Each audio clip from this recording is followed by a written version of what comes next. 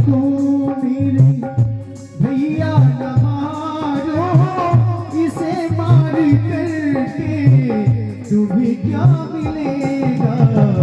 मेरे लाल को, मेरे लाल को मेरे भैया न मारो, इसे मार करके तुम्हें क्या मिलेगा।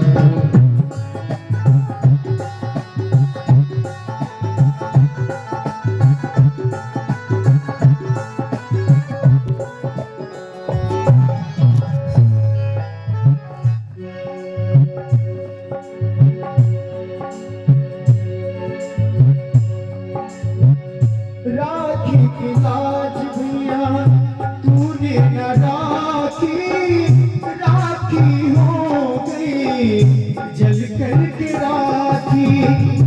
राखी की लाज भैया तूने न राखी, राखी हो गई जल करके राखी। अरे कहने लगी क्या, अगर प्यार से, अगर प्यार से मुझे माँ कहेगा, अगर प्यार से मुझे माँ कहेगा, तो दो बार तुझको तो माँ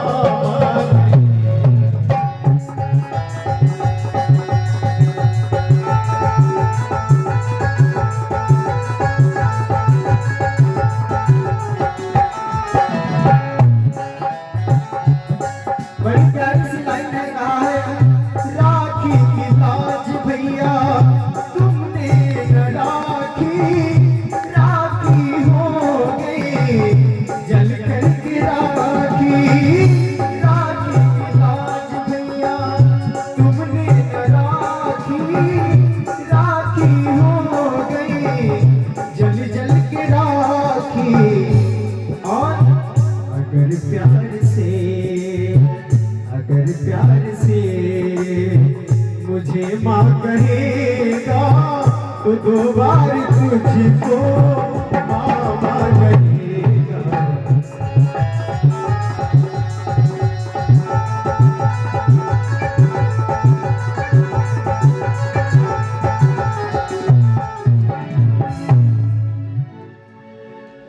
बोली बालकृष्ण भगवान की। लेकिन कंस ने जो है कोई बात नहीं सुनी, द्रौपदी देवकी के सामने ही उस नवजात शिशु को शैशव काल में ही मार दिया। धीरे धीरे कहते हैं कि देवकी के गर्भ से 6 बालकों ने जन्म लिया, कंस ने सबको मार दिया। 7वें का जब नंबर आया तो सुखदेव जी ने कहा, राजा परीक्षित से कहा, राजन भगवान ने अपनी योग माया को बुलाया। 7वें गर्भ में, देवकी के गर्भ में साक्षात शेषावतार बलराम जी हैं। रोहिणी वसुदेवस्य भार्या आस्ते नंद गोकुले। वसुदेव जी की एक पत्नी है जिनका नाम है रोहिणी। रोहिणी वसुदेवस्य भार्यास्ते नंद गोकुले। वो गोकुल में बाबा नंद के यहाँ रहती हैं। अन्यास कंसस्य विग्रह विवरेषु वसंती। वो नंद जी के यहाँ रहती हैं। भगवान ने योग माया को बुलाया, कहा देवी देवक्याम जठरे गर्भ गर्भम शेषाख्यम धाम मामकम। कहा देवकी के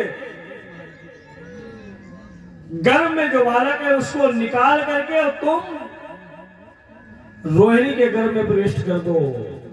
और अगर तुम मेरा ऐसा काम करोगी तो तथा संस्कृत से रोहिण्या उदरे सन्निवेश।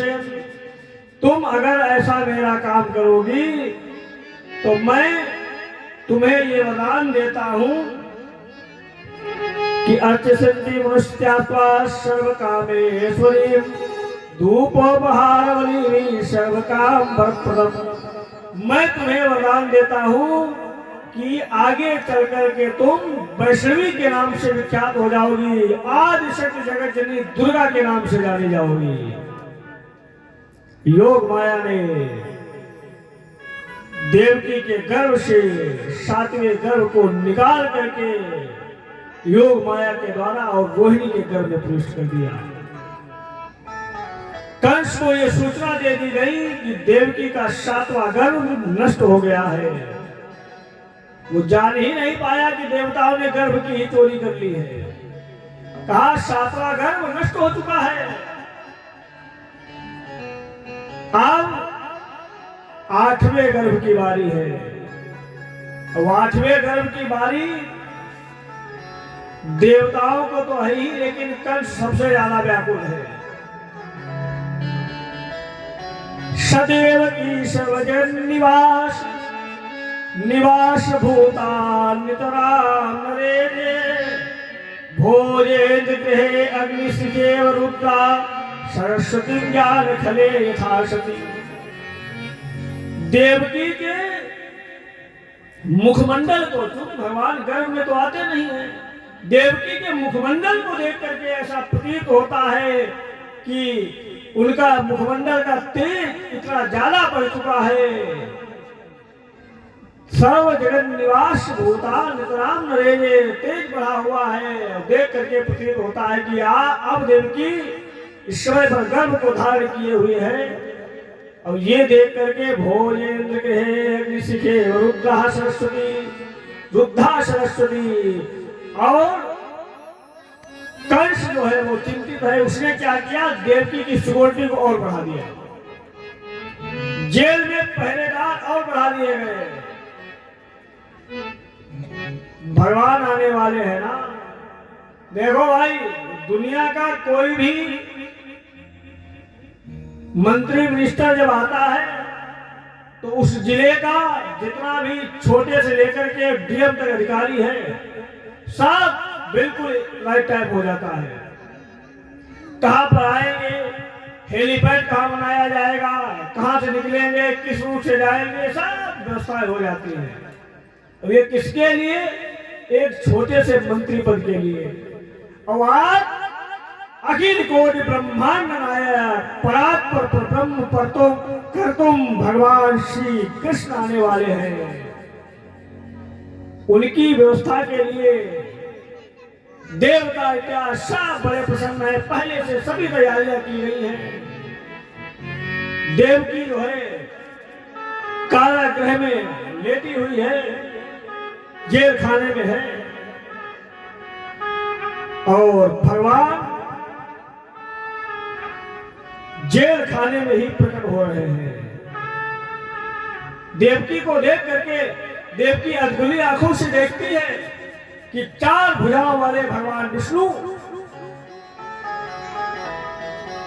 शंख चक्र गदा पर लिए हुए प्रकट हो गए हैं।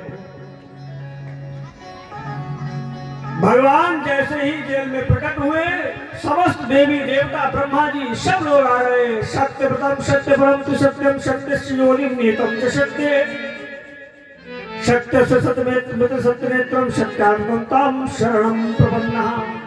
भगवान की आराधना करने लगे और भगवान की आराधना प्रार्थना करने लगे। ब्रह्मा जी प्रार्थना कर रहे हैं, तमाद्भुतम बालकंबुजे क्षणम चतुर्भुजम शंख गदायुधम। 4 भुजाएं हैं, शंख चक्र गदा पर धारण किए हुए हैं। शिवस लक्ष्मम गलशोभिकौस्तुभम पीतांबरम शांद्रपयोध सौमनम। कौस्तुभ बड़ी पड़ी हुई है। भादव की कृष्ण पक्ष की अष्टमी तिथि है, रोहिणी नक्षत्र है, बुधवार का दिन है। भगवान प्रकट होने वाले हैं। देवी देवता सब लोग प्रार्थना कर रहे हैं। देवकी इस दृश्य को देख रही है। भगवान ने देवकी को कहा, मां मैं आपका पुत्र बनकर के आया हूं। मैंने आपको ये वरदान दिया था, जब आप महाराज मनु और शत्रुपा के रूप में थे कि मैं लगातार 3 जन्मों तक आपका पुत्र बनकर के आऊंगा। पहले बावन के रूप में, फिर त्रेता युग में कहा हम मर्यादा पुरुषोत्तम नाम के रूप में आए, और आप कृष्ण के रूप में आ रहे हैं। देवकी ने देखा, कहा प्रभु आप हमारे पुत्र बनकर के आए हैं, लेकिन हमको नहीं लगता कि आप हमारे पुत्र हैं। कहा क्यों? अरे कहा कि आप 4 भुजाओं से युक्त हैं, शंख चक्र गदा पद्म लिए हैं। हम जिसको बताएंगे कि भगवान विष्णु हमारे पुत्र हैं, दुनिया के लोग हमारी हंसी करेंगे। पुत्र बनने के लिए आपको पुत्र रूप में आना पड़ेगा ना, कि झूलो पलना, झूलो पलना, झूलो पलना, झूलो पलना, सुघर बनो ललना, झुलमुर पलना सुघरी बनो ललना, झुलमुर पलना,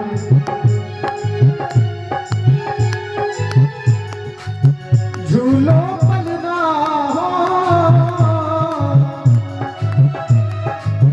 झूलो पलना, झूलो पलना, सुघरी बनो ललना, झुलमुर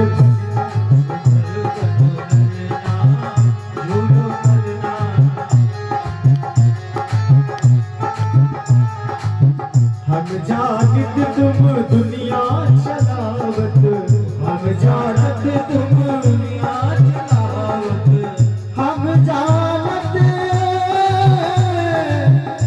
ओ, हम जानत तुम दुनिया चलावत, हम जानत तुम दुनिया चलावत, हर उंगली पकड़ के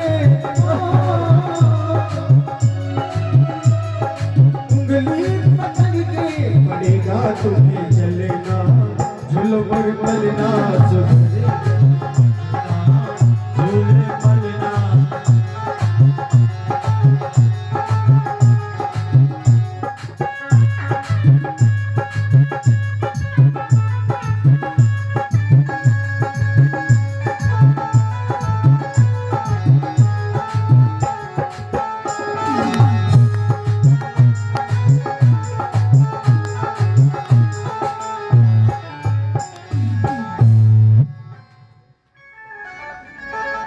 देवकी ने कहा प्रभु अगर आपको पुत्र सुख देना है तो आपको पुत्र बनना पड़ेगा।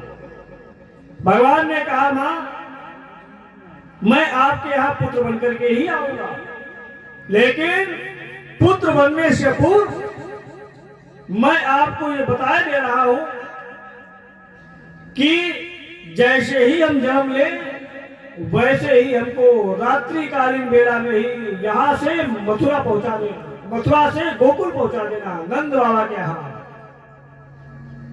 हम जन्म लेकर के गोकुल में रह करके बाबा नंद के यहाँ, माता यशोदा के यहाँ रह करके बाल लीलाओं को करेंगे और वहीं से शासन चलाते हुए सभी दुष्टों का संहार करेंगे। और जब 11 वर्ष की आयु होगी तब आकर के आपका को बंधन मुक्त करेंगे। और कंस की आयु अभी 11 वर्ष बची हुई है, अभी उसे नहीं मारा जा सकता है। देवकी ने, वसुदेव जी ने मन ही मन में 10,000 गायों का संकल्प दान करने का कर दिया। और इधर भगवान जो है वो बाल रूप में आ गए। बोलिए गोविंद भगवान की जय हो। बाल रूप में प्रकट हो गए। भगवान के प्रकट होते ही भाई देखिए भादव का जो महीना होता है बरसात का महीना होता है, कीचड़ बहुत होता है, अंधेरी रात होती है और बादल होते हैं। लेकिन जैसे ही भगवान प्रकट हुए पूरा आकाश मंडल स्वच्छ हो गया, फूल खिल गए। रात्रिकालीन बेला में ही ब्राह्मण लोग रात्रि में ही बीन ध्वनि करने लगे, शंख ध्वनि करने लगे। और फिर कहते हैं कि भगवान को जब लेकर के चलने के लिए वसुदेव तैयार होते हैं तो मंदम मंदम जलधरा जगुर सागरम मंद मंजल वृष्टि हो रही है। और भगवान जैसे प्रकट हुए तो वसुदेव देवकी की जो बेड़ियां थी वो कट गई, बंधन मुक्त हो गए। क्यों? जिस जीव को परमात्मा की प्राप्ति हो जाती है उसके पास में माया नहीं टिकती है। भाई बंधन तो माया का है, और जहां ब्रह्म है वहां माया हो नहीं सकती है। अब माया टिकती नहीं है, भगवान आए वैसे बेड़ियां कट गई, बंधन मुक्त हो गए। एक सूप में लिटाया और लिटा करके और लेकर के चले वसुदेव जी। कहा जा रहे हैं? गोकुल को। इवाम माम पुत्र भावेन ब्रह्म भावेन चाष्कृतम। जैसे ही वसुदेव जी उस बच्चे को शैशव काल में ही भगवान को लेकर के चले, देवकी पठार मार करके गिर पड़ी, हाय हाय चिल्लाने लगी। क्यों? 6 पुत्र मारे जा चुके शैशव काल में ही, 7वां गर्भ नष्ट हो चुका है और 8वें को भी वसुदेव जी लिए जा रहे हैं। देवकी रोती है, विचार करती है मैं कितनी अभागिन हूं, किसी के एक पुत्र नहीं होता, यहाँ 8 पुत्र हुए और एक पुत्र को भी खिला नहीं पाई, स्तनपान नहीं करा पाई। सारे पहरेदार सो रहे हैं, रात्रि का समय है, मध्य रात्रि में 12 बजे रात्रि का समय है। रात्रि में लेके वसुदेव मथुरा से गोकुल चले। जैसे ही वसुदेव जी लेकर के चले, लेके वसुदेव मथुरा से गोकुल चले, माँ की ममता खड़ी देखती रहे लेके।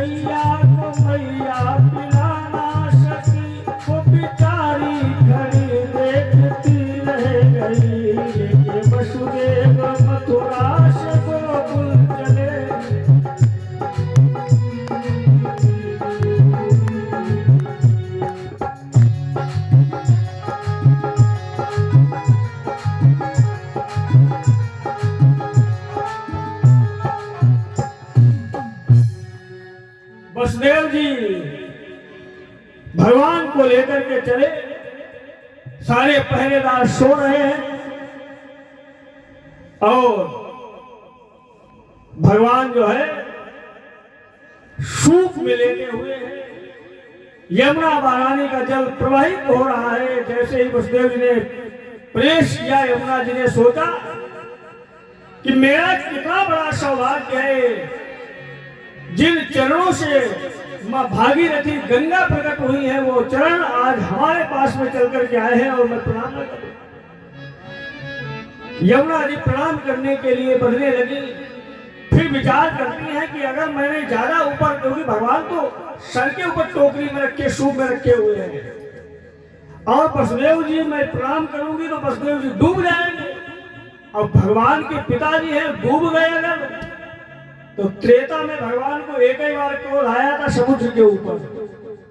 विनय न मानति जल विजड़ गए 3 दिन भी, बोले राम शकोप तब बिनु भय होई नभी। तो देवकी यमुना जी ने क्या किया, फिर सांस पड़ गई। भगवान समझ गए, भगवान ने तुरंत अपना एक पैर नीचे लटकाया, यमुना जी ने चरण स्पर्श किया, यमुना जी बिल्कुल पैरों तक आ गई, घुटनों तक। ऊपर से शेष नाग भगवान के ऊपर बारिश हो रही है तो छाता का काम कर रहे हैं, भगवान को बचाए हुए हैं, ला करके गोकुल में यशोदा जी के पास में भगवान को लिटा दिया और योग माया को लेकर के चले गए। यशोदा जी के गर्भ से जो योग माया प्रकट हुई थी उसको लेकर के चले गए और वसुदेव जी पुनः कंस की उस कारागृह में आ गए। जब कारागृह में दोबारा आए और जैसे ही अंदर प्रवेश किया वैसे ही भाई भगवान से दूरी बनी और व्यक्ति जब भगवान से दूर होता है तभी बंधन में आता है, ऐसे थोड़ी ना आता है। भगवान से दूरी हुई, माया के में लिप्त हुए कि बंधन फिर बंध गए, फिर बेड़ियां बंध गई, दरवाजे बंद हो गए। अब वो कन्या बड़ी जोर से चिल्लाई, बड़ी जोर से रोने लगी।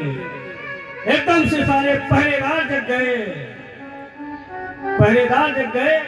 कंस को सूचना हुई कि देवकी के गर्भ से जन्म लेने वाले 8वें बालक ने जन्म ले लिया है, 8वें जातक का जन्म हुआ है। कंस दौड़ करके आया और जैसे ही देखा कि बालक के स्थान पर तो वहां बालिका है, पुत्र के स्थान पर कन्या को देख करके कंस मन में विचार करने लगा, अरे हाय ये कैसे हो सकता है। आकाशवाणी हुई थी कि अरे कंस की इस देवकी की 8वीं गर्भ से तुम्हारी मृत्यु होगी, देवकी का 8वां बालक तुम्हें मारेगा। बालक की 8वें गर्भ में बालक की बात हुई तो ये कन्या कैसे आ गई। क्या देवता लोग भी झूठ बोलते हैं, आकाशवाणियां झूठ बोलती हैं। फिर विचार करता है नहीं, ऐसा भी हो सकता है कि इस कन्या का विवाह जिसके साथ में उसका पति मुझे मार दे।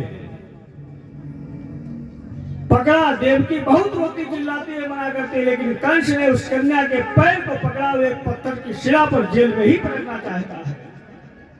जैसे ही पटकने के लिए उठाया कि बहावो हिंसिता भ्राता शिश्वा पाप को महा देवकी चिल्लाती है कि भैया ये तो आपकी भांजी है, इससे क्या खतरा है, इसे छोड़ दीजिए। मेरे 7 पुत्र मर गए, एक ही कम से कम, आप इसे जो है आपने 6 पुत्रों को मार दिया, 6 और 7वां गर्भ नष्ट हो गया, कम से कम एक पुत्री है, इसको नहीं छोड़ दीजिए। कंस ने कहा नहीं।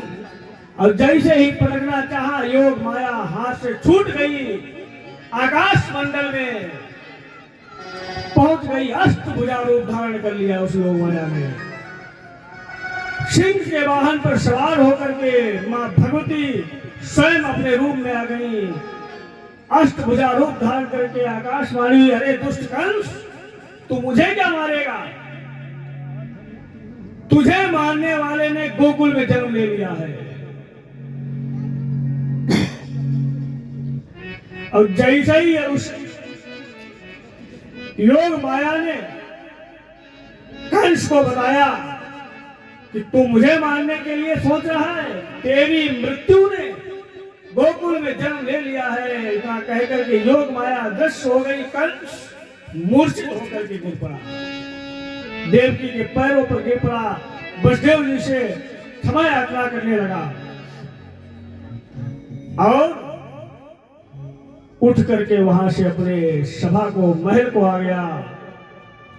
इधर सुबह प्रातः काल हुआ, नंद बाबा को मालूम हुआ कि मेरे यहाँ लाला का जन्म हुआ है।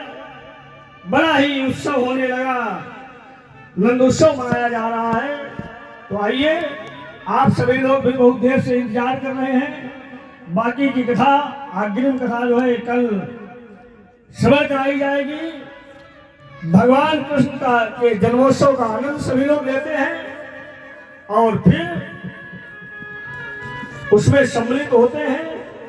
भगवान कृष्ण का जन्मोत्सव सभी लोग बड़ी ही तन्मयता के साथ में शांतिपूर्ण व्यवस्था से मनाएंगे। बोले वृंदावन बिहारी लाल कृष्ण चंद्र भगवान जय हो।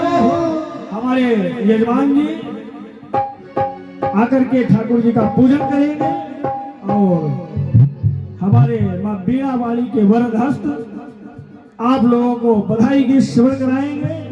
बोले कृष्णचंद्र भगवान की जय हो।